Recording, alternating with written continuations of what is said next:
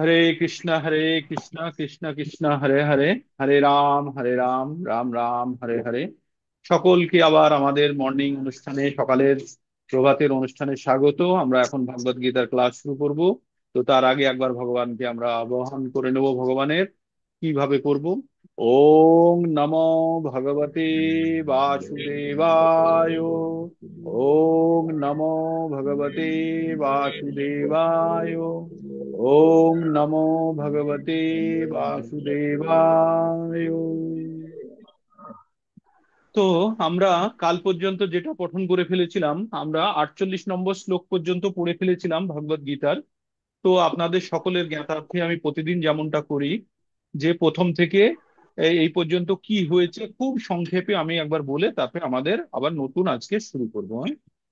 তো এই পর্যন্ত আমরা যেটা পড়েছি যে অর্জুনের মন খারাপ হয়ে গেছে, যুদ্ধ করবে না বলে সে যুদ্ধক্ষেত্রে মনস্থির করে ফেলেছে। তার বিভিন্ন কারণ সে ভগবানকে বলেছে, বলে সে বলেছে যুদ্ধ করব না। এবার অর্জুন কে ভগবান 2 নম্বর অধ্যায়ে বোঝানোর চেষ্টা করছেন। ভগবদ গীতা ভগবানের মুখ নিঃসৃত বাণী, তাই ভগবান আর ভগবদ গীতার মধ্যে কোনো পার্থক্য নেই। আর ভগবানের বাণী যখন আমরা শুনছি বা পড়ছি, তখন আমরা আমরা ততখানি মানে আমরা মনের মধ্যে পরিষ্কার হয়ে করব, যাতে যেন আমরা সরাসরি ভগবানের মুখ থেকেই বাণীগুলো শুনছি। কিন্তু যেহেতু ভগবান এখন আমাদের মধ্যে স্বয়ং উপস্থিত, শরীরে নেই কিন্তু পুস্তক রূপে আছে আমাদের কাছে লেখা রূপে ভগবান আমাদের কাছে বর্তমান আছে। তো আমরা সেই লেখা থেকে ভগবানের রূপ গুণ এবং ভগবানের কথাগুলি আমরা শ্রবণ করার চেষ্টা করি। ভগবত গীতায় আমরা 5টা বিষয় সম্বন্ধে পড়াশোনা করি, 5টি বিষয় সম্বন্ধে আমরা ভগবত গীতায় পড়া। প্রথম হচ্ছে ঈশ্বর, তারপরে হচ্ছে কি আত্মা, তারপরে সময়, তারপরে প্রকৃতি, আর 6 নম্বর হচ্ছে, 5 নম্বর হচ্ছে কর্ম। তো এই 5টি বিষয়ের মধ্যে প্রথম 4টি বিষয় হচ্ছে ফিক্সড, এগুলোর কোনো পরিবর্তন হয়নি। কার কার কে কে ফিক্সড? ঈশ্বর, আত্মা, সময় এবং প্রকৃতি। এই 4টি বিষয় সকলের জন্য এক। আর আমরা তাহলে এই যে জুম মন্দিরে সকালবেলায় আমরা যে একত্রিত হয়েছি, আমরা আলাদা কেন? আমাদের একটি কারণ, একটি প্যারামিটার, একটি তথ্য যেটি আলাদা, সেটি হচ্ছে কর্ম। এই কর্মের জন্য আমরা আলাদা আলাদা পোশাক পরে এখানে বসে আছি। আমাদের সকলের বাকি 4টে সব এক, কিন্তু আমাদের একটাই আলাদা, সেটা হচ্ছে পোশাক। আমাদের পোশাক কি? এই শরীর রূপী স্থূল দেহটি হচ্ছে আমাদের আত্মার পোশাক। তো আমরা কি বলেছি, ভগবান অর্জুনকে কি বোঝালো? অর্জুনকে বোঝালো যে অর্জুন, তুমি শরীর নও, তুমি আত্মা। এই কথাটি বলার জন্য আপনাদের, তার আগে অর্জুন কি করলো? ভগবানের কাছে গিয়ে সর্বতোভাবে সারেন্ডার করলো, আত্মসমর্পণ করলো। তারপরেই কিন্তু ভগবান জ্ঞান দিতে শুরু করেছে। এবার তারপরে ভগবান অর্জুনকে প্রথমে কি বোঝানোর চেষ্টা করলো, যে অর্জুন তুমি আত্মা। তারপরে কি বললো? আত্মার পরিচয় দিল। আত্মার পরিচয় কি? ওই যে আমরা বললাম আত্মা কেমন, যে বসাংসি জিন্নানি যথা বিহায় নবানি গিন্নাতি নরো পরানি তথা শরীরানি বিহায় জিন্নানি অন্নাতি সন্নাতি নবন্যানি। 22 নম্বর শ্লোকটি 2 নম্বর অধ্যায়ের। যে শরীর যেমন আমাদের জীর্ণ হয়ে গেলে, যেমন বস্ত্র জীর্ণ হয়ে গেলে আমরা ত্যাগ করে নতুন বস্ত্র ধারণ করি, তেমন শরীর জীর্ণ হয়ে গেলে আমরা শরীর ত্যাগ করে নতুন শরীর আমরা গ্রহণ করি। আমরা কিন্তু শরীর ছাড়া কখনো থাকি না। তারপরে বললেন আত্মা কেমন? নয়নং দহতি পাবক, নয়নং ছিদ্যন্তি শস্ত্রাণি, নয়নং দহতি পাবক, না চৈন ক্লেদয়ন্তম না শিষ্যতি মারুত। বললেন আত্মার প্রকৃতি, বললেন বললেন আত্মা অস্ত্র দ্বারা কাটা যায় না, আত্মা অতি সূক্ষ্ম, তাই অস্ত্র দ্বারা কাটা যায় না, আগুনে পোড়ানো যায় না, জলে ভেজানো যায় না, আর বাতাই দ্বারা শুষ্ক করা যায় না। আর এই আত্মা সমগ্র শরীরে ব্যাপ্ত হয়ে আছে। আত্মার না সৃষ্টি আছে না ধ্বংস আছে।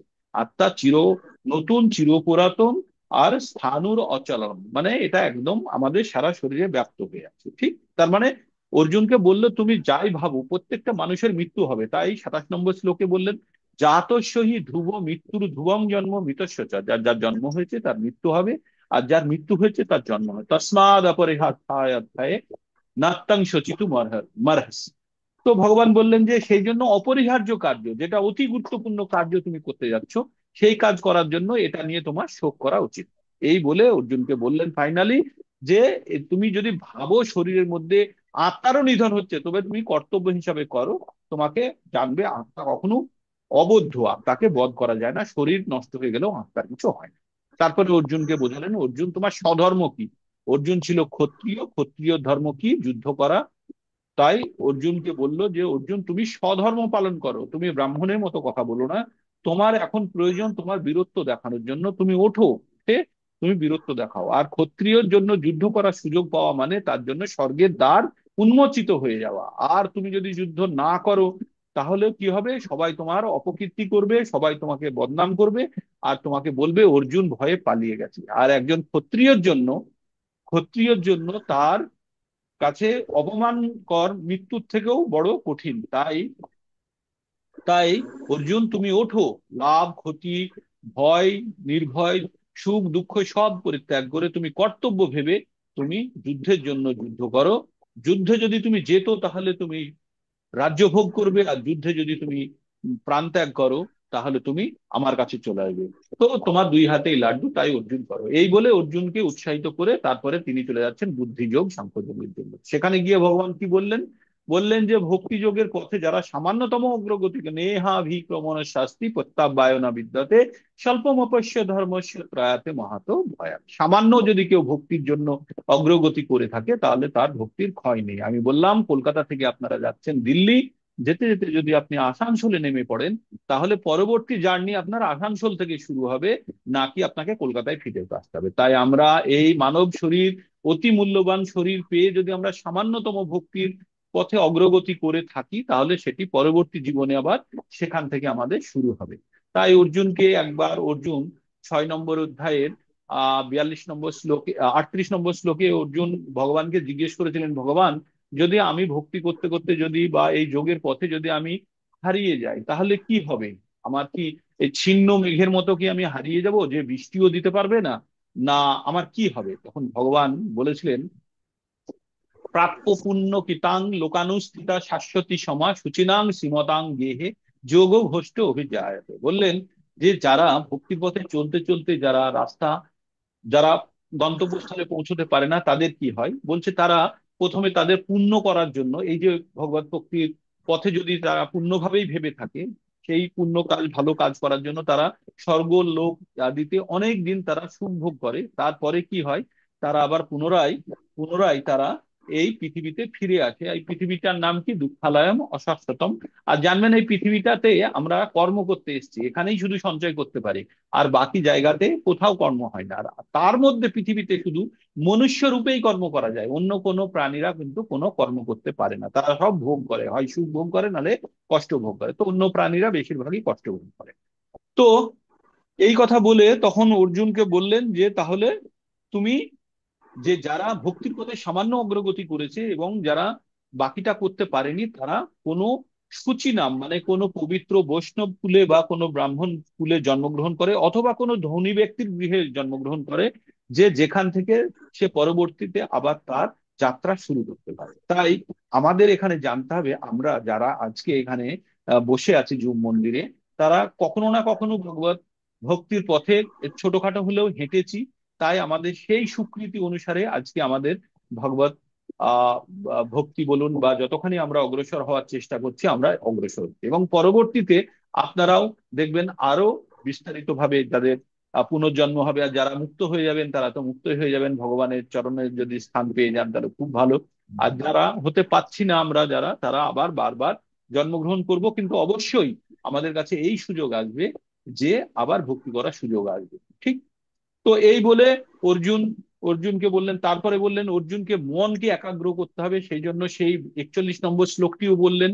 একচুয়ালি খুব গুরুত্বপূর্ণ, আপনাদেরকে বলেছি।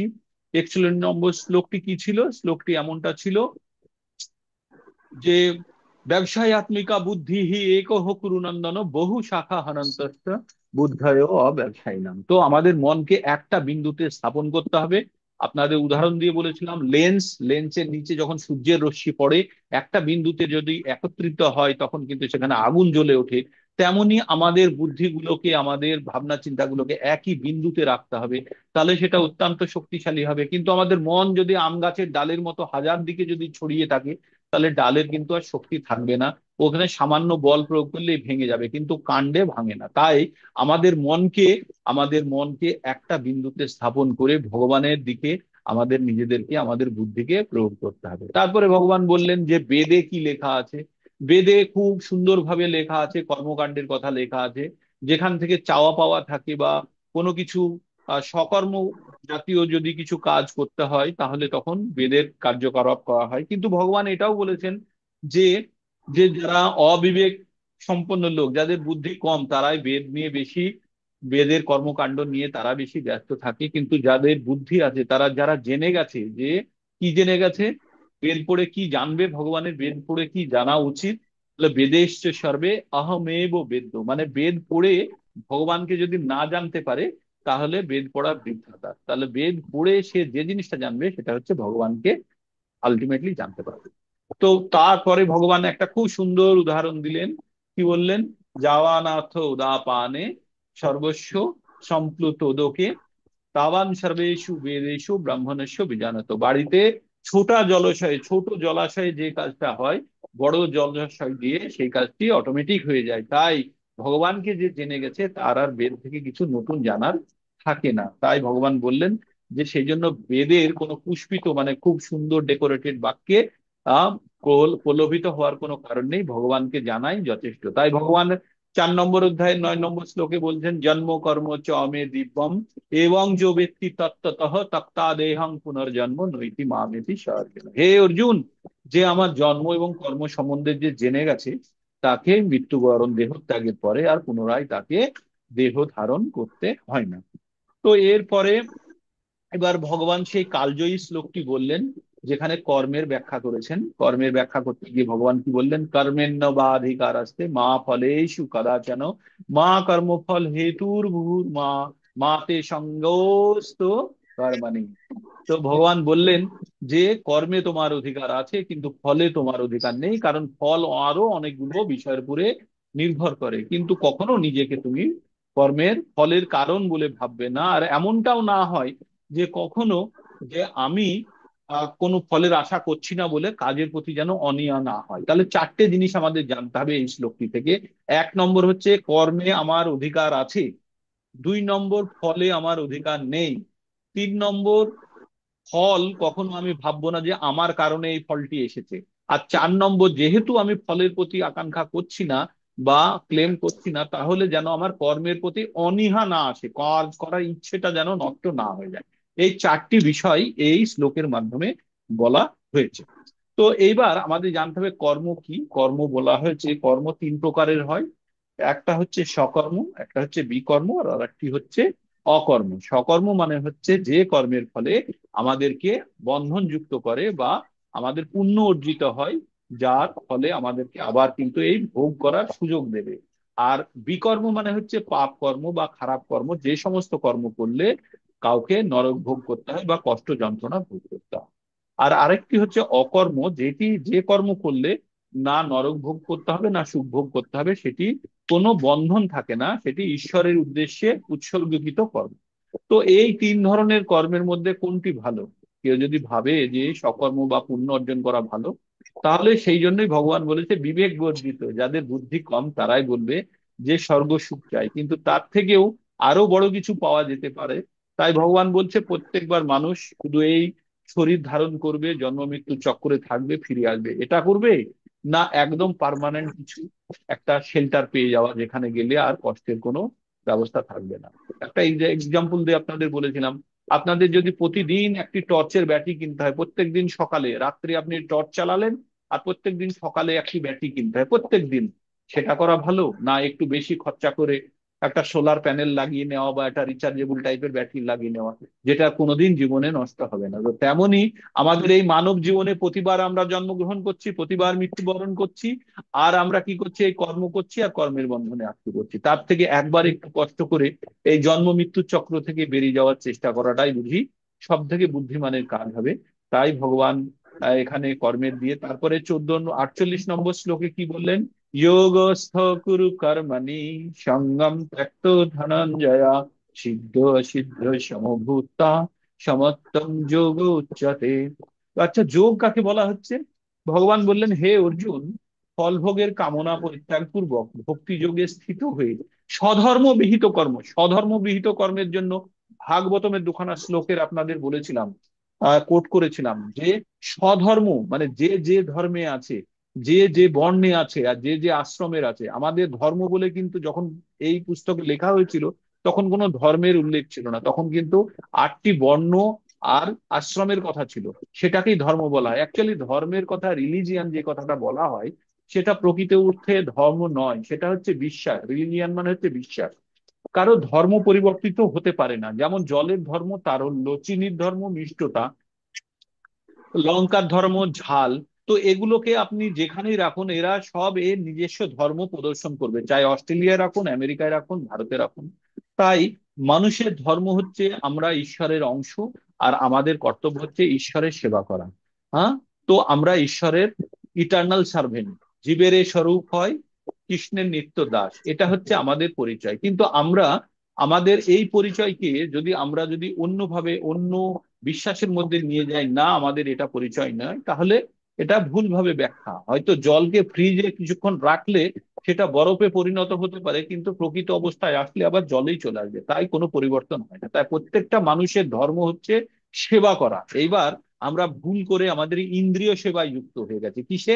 ইন্দ্রিয় সেবার জন্য। তাই ভগবান 15 নম্বর অধ্যায়ের 7 নম্বর শ্লোকে বলছেন যে মানুষের সম্বন্ধে মানে একটু দুঃখ বা মনের দিক থেকে এই ভেবে যে আমার সন্তান তারা, বলছে মামে বংশ মানে আমার অংশ, জীবা লোকে মানে বিভিন্ন লোকে, মামে বংশ জীবা লোকে জীবা ভূতান সনাতন। যদিও তারা সনাতন, যদিও তারা ইটার্নাল, কিন্তু কি করছে? মনঃষষ্ঠানি ইন্দ্রিয়ানি প্রকৃতি স্থানী কর্ষতি। মন আর আরো 5টা ইন্দ্রিয় সন্তুষ্টি বিধানের জন্য প্রকৃতি প্রচন্ড সংগ্রাম করছে। তার মানে ভগবান নিজে বলছে যে প্রত্যেকটা জীব আমার অংশ, আর তারা কি করছে? প্রকৃতিতে কষ্ট করছে, কিসের জন্য? তাদের ইন্দ্রিয় তৃপ্তির জন্য। তাই আমরা আমাদের এই ইন্দ্রিয় তৃপ্তির জন্য আমরা এত দৌড়চ্ছি কেন? কারণ আমাদের অজ্ঞানতা। আমরা ভাবছি তাৎক্ষণিক যেটা সুখ পাওয়া যায় সেই বুঝি আমাদের সুখ।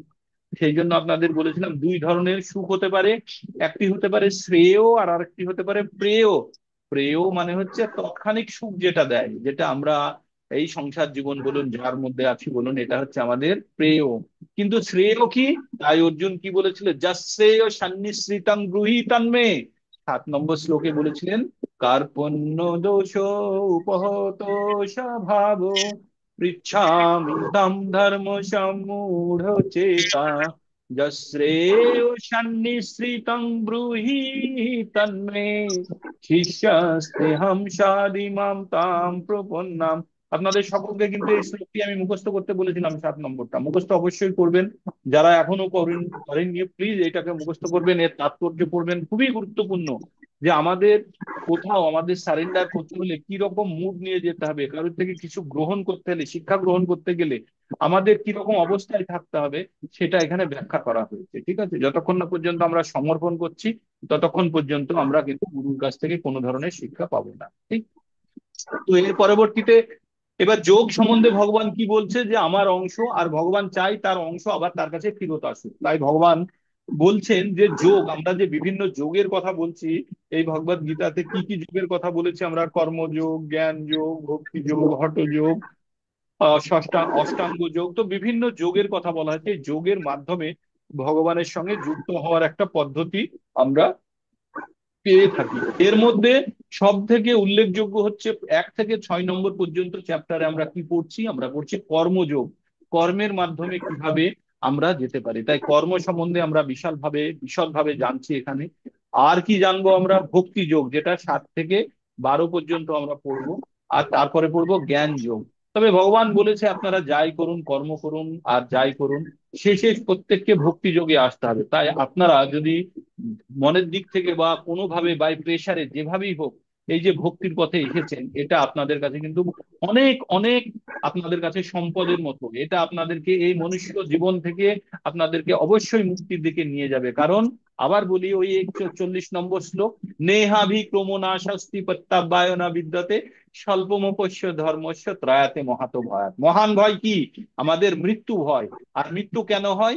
জন্ম হয় বলে। তাই জন্ম, মৃত্যু, জরা, ব্যাধি, আধি আত্মিক, আধ্যাত্মিক, আধি আত্মিক, আধি ভৌতিক আর আধি দৈবিক, এই 7 ধরনের ঝামেলা থেকে একেবারে মুক্ত হওয়ার জন্য আমাদের কি জন্ম মৃত্যুর চক্র থেকে বেরোতে হবে। তাই সেই সুযোগ যদি আমরা কোনোভাবে কাজে লাগাতে পারি, সেটা হবে চরম বুদ্ধিমত্তার কাজ। আর এটাই হচ্ছে যোগ। যোগ মানে আমরা বলি না 2 আর 2 যোগ করলে 4 হয়।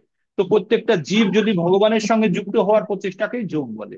আর এই প্রচেষ্টার বিভিন্ন পদ্ধতি আছে। তাই ভগবান এখানে বললেন কি, এখানে বুদ্ধি যোগের কথা বলছে। এখানে বলছে যে যে কর্মের সিদ্ধি অসিদ্ধি সম্পর্কে সমবুদ্ধি। সমবুদ্ধি মানে যে সিদ্ধি হোক না হোক তাতে কিছুই যায় আসে না, মানে কর্ম হচ্ছে পুরো আমরা কি হিসাবে করছি, আমরা কর্তব্য হিসাবে করছি, ফলের আশা না করে। তারপরে এবার 49 নম্বর শ্লোকে চলে যাব আমরা।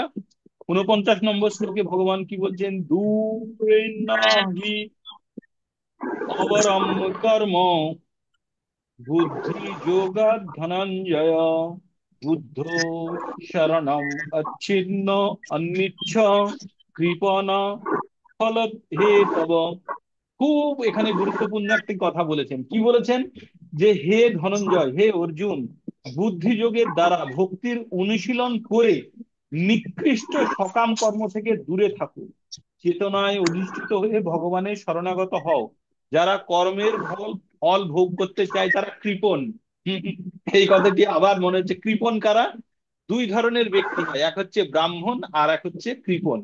যারা ব্রাহ্মণ তারা কি করে, তারা এই যে যে সম্পদ আছে তার সদ্ব্যবহার করে।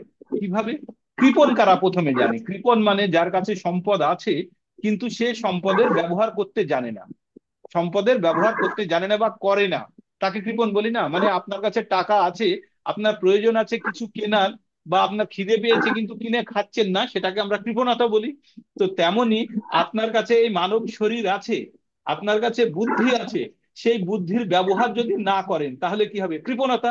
এবং আমাদের এই মানব শরীর আর এই বুদ্ধিকে কি কাজের জন্য ব্যবহার করা উচিত?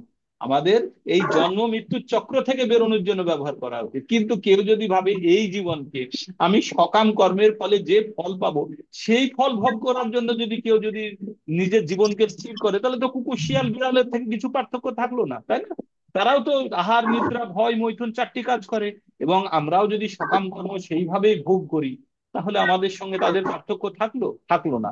তাই বুদ্ধিমান ব্যক্তি যারা হবে তারা মানব জীবনের প্রকৃত উদ্দেশ্য বুঝবে, বুঝে তারা ভাববে যে আমাদের জীবনকে প্রকৃত অর্থে আমরা ব্যবহার করি। তাই ভগবান এখানে আবার পড়ছে, আমি কি লিখেছেন, বলছেন বুদ্ধিযোগের দ্বারা ভক্তির অনুশীলন করে এই নিকৃষ্ট সকাম কর্মকে বলছেন নিকৃষ্ট। কারণ এই সকাম কর্মের ফলে পুনরায় জন্মগ্রহণ করতে হবে আপনাকে আবার। ভালোই আপনাকে ভালো ঘর ভালো সংসার বেশি টাকা দিয়ে দেবে, কিন্তু আবার সেই সোনার চেন দিয়ে আপনাকে বাঁধবে। আর নিকৃষ্ট এই সকাম কর্ম থেকে দূরে থাকতে বলছে। থেকে কি করতে হবে? সেই চেতনায় অধিষ্ঠিত হয়ে ভগবানের শরণাগত হতে হবে। কারণ আমাদের কাছে মানব শরীরই শুধু পারে যে ভগবানের চিন্তা ভাবনায় নিজেকে মগ্ন করতে, আর কোনো শরীর পারে না।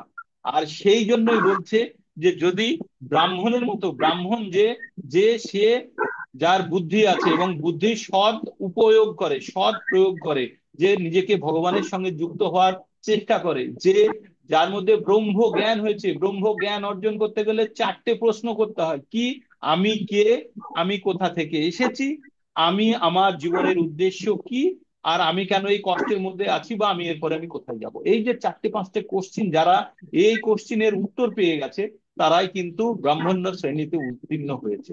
তো আমাদের প্রত্যেককে জানতে হবে আমাদের জীবনের উদ্দেশ্য কি। প্রতিদিন সকালে আপনাদের এই একই কথা বলি, আমাদের জীবনের উদ্দেশ্য হচ্ছে আমাদের জীবনের পরম ব্যবহার করা। এই জীবনকে কুকুর শিয়াল বিড়ালের মতো ব্যবহার করা নয়। ঋষভদেব তার সন্তানকে ভাগবতমে এক জায়গায় বলছে, নায়ং দেহি দেহি ভুজং নির্লোকে কষ্টান কামান আরহতি বীর ভুজং। যে বীর ভুজং মানে হচ্ছে জানেন, বীর ভুজং মানে যারা গু খায়, শুয়োর কুকুর, তারা গু খেয়ে আনন্দ লাভ করে। আর সেই আনন্দ লাভ করার জন্য আমরা সকাল বিকেল পরিশ্রম করে যাচ্ছি। তাহলে আমাদের মধ্যে আর পশুর মধ্যে কি পার্থক্য থাকলো? হুম?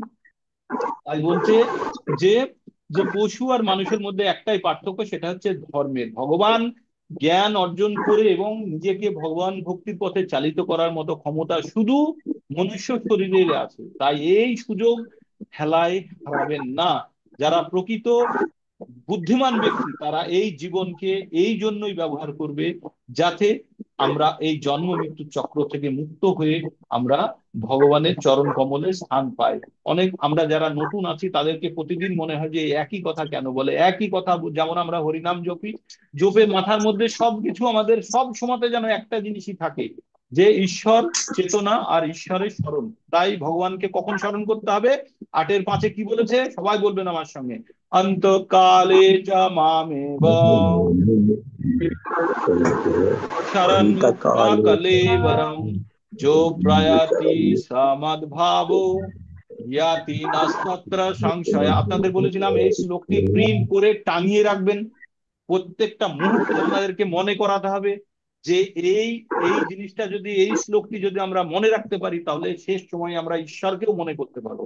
কারণ এটি আপনাকে সব সময় স্মরণ দেওয়া হবে যে লাস্ট মোমেন্টে যদি আমরা ভগবানকে স্মরণ করতে না পারি, তাহলে কিন্তু আমাদের এই পরীক্ষার জন্য যত প্রিপারেশন সব নষ্ট হয়ে গেল, তাই না? তো আর একটা রাস্তা আছে, অনেক রাস্তা ভগবান দিয়েছেন, তার মধ্যে আরেকটি রাস্তাও দিয়েছেন। এই ভগবত ঋণ যদি আপনাদেরকে শোধ করতে হয়, তাহলে প্রত্যেককে ভগবানের বাণীকে প্রচার করতে হবে। তাই ভগবান কি বলেছেন? যো ইদম পরমম গুহ্যম মদ ভক্তেষু অভিদাস্যতি ভক্তিময়ী পরম চিত্তা মামেব এষসি অসংশয়। ভগবান বলছে যে এই পরম জ্ঞান যে আমার ভক্তদের মধ্যে যে প্রচার করে, যে পৌঁছে দেয়, তার মতো প্রিয় ব্যক্তি আমার কাছে আর কেউ নেই, সে অবশ্যই আমার কাছে আসবে। তাই আপনাদের প্রত্যেককে ভগবানের প্রিয় ব্যক্তি হতে হবে। প্রত্যেককে কি করতে হবে? বিভিন্ন ভাবে সেবা করতে পারেন। জরুরি নয় কি আপনি সুন্দর লেকচার দিয়ে বলতে পারেন, তাকে যেখানে লেকচার হচ্ছে সেখানে আপনি যুক্ত করতে পারেন। যেখানে আপনি, যেখানে তাকে পুস্তক দিয়ে সাহায্য করতে পারেন, তাদের সঙ্গে সাধু সঙ্গ করে কীর্তন করুন, তাকে মন্দিরে নিয়ে আসুন। তো এইভাবেই কিন্তু তাদেরকে যুক্ত করতে পারেন। এটাই ভগবত সেবা। ভগবত সেবা মানেই ভগবানের সঙ্গে যুক্ত করার জন্য যে কোনো কর্ম করাকেই আমরা ভগবত সেবা বলি। তাই আপনাদের প্রত্যেককে মনে রাখতে হবে যে এই মনুষ্য জীবন অত্যন্ত দুর্লভ, অত্যন্ত দুর্লভ, অত্যন্ত দুর্লভ। আর এই যে আমাদের জন্ম মৃত্যুর চক্র, আপনারা প্রত্যেকে, আমরা প্রত্যেকে অনেক অনেকবার জন্মগ্রহণ করেছি, করে কোনো জীবনের স্বীকৃতির ফলে বা কোনো গুরু বা কৃষ্ণের কৃপাতে আমাদের সামান্যতম ভক্তির পথে যাওয়ার জন্য আমাদের ইচ্ছা জন্মেছে, এটা বিশাল। আর এই ভক্তিলতা বীজকে আমাদের খুব সুন্দরভাবে রাখতে হবে, যেটা কোনো অবস্থাতেই বাইরের কেউ উপদ্রব করে এটাকে নষ্ট করে না দেয়। তাই আমাদের ভক্তিলতা বীজকে কি করতে হবে? নিয়মিত সিঁচন করতে হবে, মানে জল দিতে হবে, তার যত্ন করতে হবে, তবে আমাদের ভক্তির বিকাশ হবে। আর জল দেওয়া, সিঁচন করা কি? নিয়মিত জপ করা, 4টে নিয়ম পালন করা, এটাই হচ্ছে। আর ভগবান ভক্তির জন্য, প্রচারের জন্য যতখানি, এখানে এখানে একটা জিনিস খুব পরিষ্কার, ভগবান তার ভক্তদের জন্য, আমরা যদি 1 পা এগোই, ভগবান 100 পা এগোনোর জন্য রেডি হয়ে আছে। তাই আমাদের সবসময় জানতে হবে যে আমাদের কর্তব্য কি। আমাদের কর্তব্য কি? আমাদের কর্তব্য হচ্ছে যে জীবনধারা, আমাদের 2 ধরনের কর্ম, একটা হচ্ছে নিত্য কর্ম আর একটা হচ্ছে স্বধর্ম। আমাদের যেটা স্বধর্ম, স্বধর্ম মানে হচ্ছে আমরা যে বর্ণে অবস্থিত আছি, যে গুণে অবস্থিত আছি, সেই গুণে থেকে যে কর্মটা করা জীবন ধারণের জন্য। নিত্য ধর্ম হচ্ছে আমাদের ভগবানের সেবা করা। সেটা যদি আমরা ভুলে যাই, তাহলে কিন্তু আমাদের পরে খুব পস্তানি হবে। হ্যাঁ, তারপরে ভগবান কি বলছে?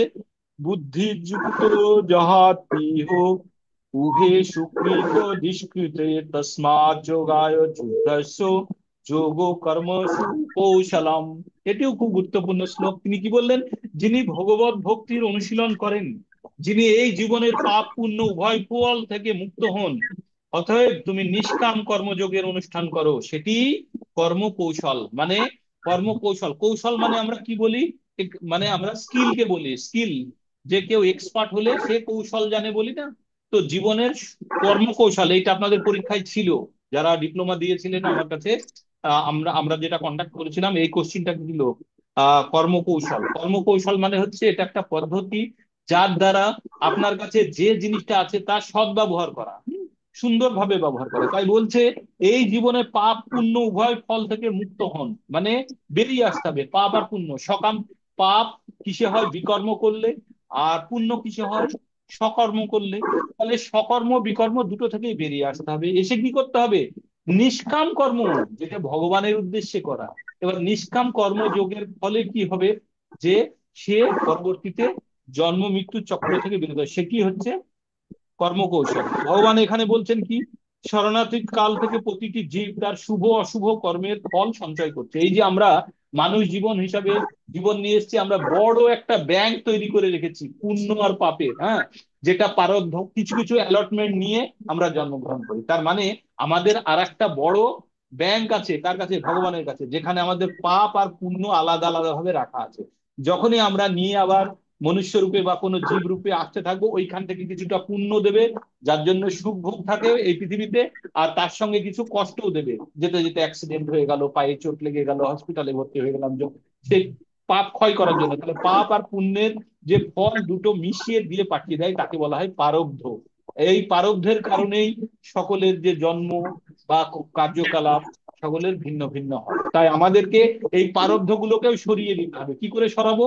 সেই জন্য ভগবান 18 নম্বর অধ্যায়ে একটি খুব সুন্দর শ্লোক বলেছিলেন, সর্বধর্মান পরিত্যাজ্য মাম একাম শরণম ব্রজ, অহম ত্বাং সর্ব পাপেভ্যো, যত পাপ জমা আছে পুরো মোক্ষ ইস্যামি মা সূচক। তাই বলছেন যে তোমার যত কিছু পুরনো জঞ্জাল আছে আমি সব সাফ করে দেবো, শুধু তুমি আমার স্মরণে চলে এসো। তো এইভাবেই ভগবান বিভিন্ন সময়ে বিভিন্ন ভাবে তার সন্তানদের, তার যে অংশ তাকে ফিরিয়ে নিতে চাই, কিন্তু আমরা নিজেরা আমাদের মিথ্যা অহংকার নিয়ে আমরা এখানে আটকে পড়ে আছি। তো আর একটি শ্লোক পড়ে আজকের মতো এখানে শেষ করব। কর্মজং বুদ্ধি যুক্তা হি, কর্মজং কর্মজং বুদ্ধি যুক্তা হি ফলং তক্তা মনীষিণা, জন্ম জন্মবদ্ধ বিনির্মুক্তা পদম গচ্ছন্তে অনায়াম। কি বললো? কর্মজং বুদ্ধি যুক্তা হি ফলং ত্যক্তা মনীষিণা, জন্মবন্ধ বিনির্মুক্তা পদম গচ্ছন্ত নামায়ম। বলছে মনীষীগণ মানে যারা ঋষি মুনি, তাদের মনীষীগণ ভগবানের সেবায় যুক্ত হয়ে জড় জগতের সমস্ত কর্মজাত ফল থেকে মুক্ত হন। তো তারা কিভাবে মুক্ত হয়েছে? তারা বলেছে জগতের সমস্ত কর্মজাত ফল থেকে, তার মানে নিষ্কাম কর্ম করে। এইভাবে তারা জন্ম মৃত্যুর বন্ধন থেকে মুক্ত হয়ে সমস্ত দুঃখ দুর্দশার অতীত হয়ে মুক্তি অবস্থা লাভ করতে পারে। তার মানে শুধু মুক্ত অবস্থায় যেতে গেলে নিষ্কাম কর্মযোগের দ্বারা আমাদেরকে বেরোতে হবে। তাই আমরা যদি ভাবি যে আমার পুণ্য, এই একজনকে হসপিটালে ভর্তি করে দিলাম, দিয়ে গর্বে বুক ফেটে গেল, এই একজনকে আমি হসপিটালে ভর্তি করে দিয়েছি, একদম আপনি সঞ্চয় করে ফেললেন এবং বিপদ ডেকে আনলেন। ওই পুণ্য পাওয়ার জন্য মানে ক্ষয় করার জন্য আপনাকে আবার আসতে হবে। তো তাহলে আমাদের সবসময় জানতে হবে যে কাউকে যদি আপনি হেল্পও করেন, আপনাকে এই ভাবতে হবে, ভগবান আপনি আমাকে হেল্প করার একটা সুযোগ দিয়েছেন, আপনি আমার কাছে, আপনার কাছে আমার অনেক কৃতজ্ঞ, আপনি আমার এই কর্মটাকে আপনার খাতায় রাখুন, আমি এর জন্য কোনো ক্লেম নিই না, আপনি আমাকে সুযোগ দিয়েছেন তাই আমি করেছি, এটা আপনি বলেছেন তাই করেছি। এইভাবে আমাদেরকে কিন্তু সকর্ম থেকেও আমাদেরকে নিজেদের দায়িত্ব সরাতে হবে। তো এইভাবে আমরা এগোতে থাকবো। আমরা এই পর্যন্ত আজকে এখানে রাখবো, তারপরে প্রভুজি বেরিয়ে যাবেন, প্রভুজির আর একটা সেবা আছে ওইদিকে। তো প্রভুজি 45 মিনিট পর্যন্ত থাকবেন বলেছিলেন, তবু লম্বা করে থেকেছেন। কারো কিছু যদি জিজ্ঞেস করার থাকে একটু বলতে পারেন, তাহলে আমরা সেই প্রশ্নটা নিতে পারি। হুম, যে এতক্ষণ পর্যন্ত আমি একা বক বক করে গেলাম, আর আপনাদের যদি কিছু বলার থাকে আপনারা হ্যান্ড রেজ করে বলতে পারেন। আবার কাল থেকে আবার নতুন শ্লোকা নিয়ে এগোবো। এখন এই চ্যাপ্টারের শ্লোকাগুলো একটু কম কম মুভমেন্ট করবে, কারণ এই চ্যাপ্টারটি হচ্ছে ভগবদ গীতার সার। তাই ভগবদ গীতার সার যখন আমরা বুঝতে চেষ্টা করব, তখন কিন্তু আমরা আহ দেখবো যে ভগবদ গীতাতে সমস্ত গ্রন্থটাই পাঠ করা হয়ে যাবে বা পড়া হয়ে যাবে, যখন আমরা এই ভগবদ গীতাটা 2 নম্বর চ্যাপ্টারটা পড়ে ফেলবো, তখন মোটামুটি পুরো জিনিসটা আমরা কনসেপ্টটা পেয়ে যাবো। তাই আপনাদের কারো যদি কোনো জায়গাতে ডাউট বা কিছু যদি হয় থাকলে বলবেন, যে কারো কোনো জায়গাতে বুঝতে পারছেন না বা পঠন হচ্ছে না বাড়িতে, দেখুন বাড়িতে পঠন একবার করতে হবে, একবার তো অন্তত পড়ুন, তাহলে দেখবেন যে দেখবেন যে কিছুটা হলেও আপনাদের ক্লিয়ার হচ্ছে। রিনা মাতাজি, রিনা শিকদার মাতাজি, আপনি আনমিউট করার অ্যাক্সেস আছে, আপনি বলতে পারেন, আপনি বলুন, হ্যান্ড রেজ করেছেন, আপনি বলুন, বলুন মাতাজি বলুন। हाँ, हरे कृष्णा प्रभु जी। হ্যাঁ বলুন মাতাজি, দণ্ডবত প্রণাম, বলুন। প্রভু জি, আমিও ছত্তিশগড় থেকে। হ্যাঁ আপনি, আপনি তো ওই ব্যাচের। আমি ব্রজেশ্বর প্রভুজি কে কালকে আমি দিয়েছিলাম লিঙ্কটা, তো ও বললো একবার জয়েন করে দেখবো কি হয়। হ্যাঁ, তো মাতাজিকে সেই জন্য আমি দেখছি কয়দিন ধরে। হ্যাঁ মাতাজি তো মাতাজিকে আমি আসেন। কয়দিন ধরে দেখছি। আমি মাতাজি আমাদের অন্য জয়েন করেছিলেন, তারপরে আমি দেখছি কয়েকদিন ধরে মাতাজিটা, মানে দেখেছি মাতাজিকে, ফেসটাও দেখেছি, কিন্তু এতে আর ফেস দেখাচ্ছেন না।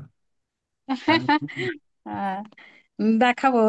কেননা ভিডিওটা আমার না